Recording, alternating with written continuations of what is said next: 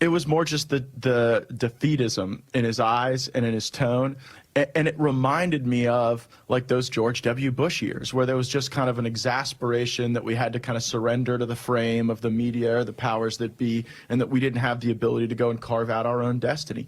And I saw that in him at the time. We put forward arguments and affidavits and evidence. We showed him videos. We were in the cabinet room meeting with Mike Pence in the days leading up to January 6th. And I left quite disappointed that he was not motivated by our argument. Just a quick fact check, David Jolly. There was no evidence. There were arguments, but there was no evidence presented to Mike Pence of fraud, which is why Mike Pence did not vote to overturn the election.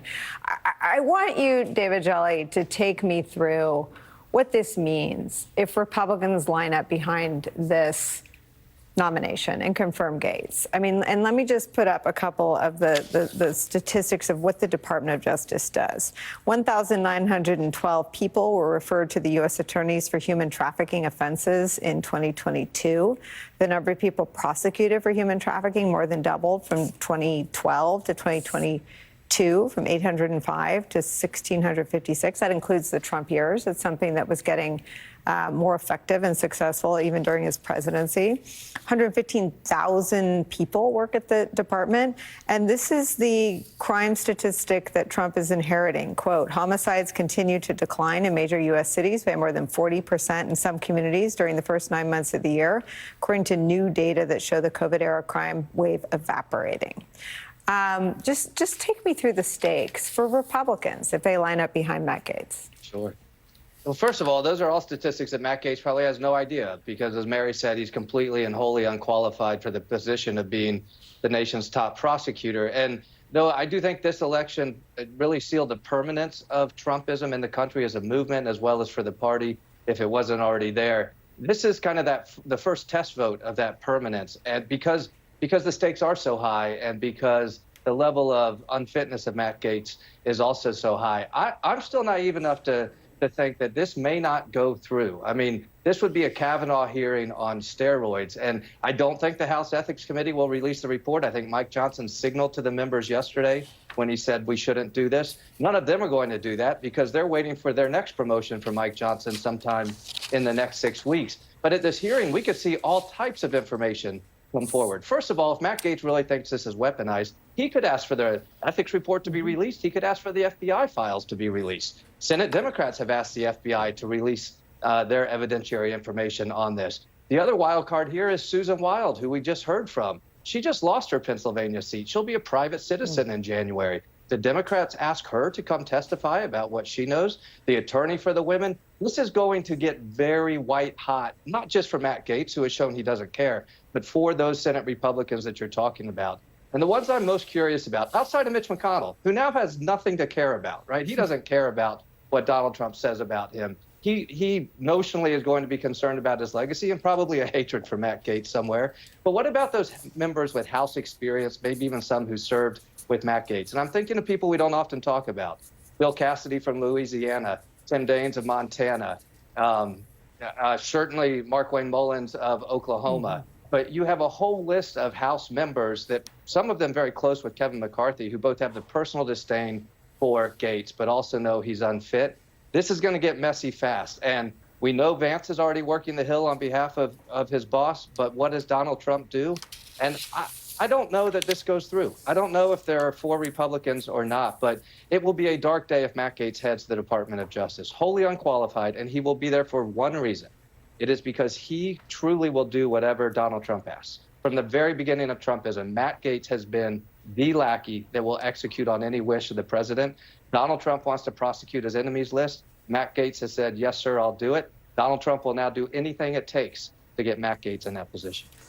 I want to peel the layers back a little bit deeper with you, David Jolly. I mean, I agree that if Donald Trump wants this to happen, this will happen. That is the Republican Party that we've been covering and talking about and watching for 9 years. They're as predictable as the ants that take the crumbs and make the hill, and that's what they always do. There are no new stories in Republican politics.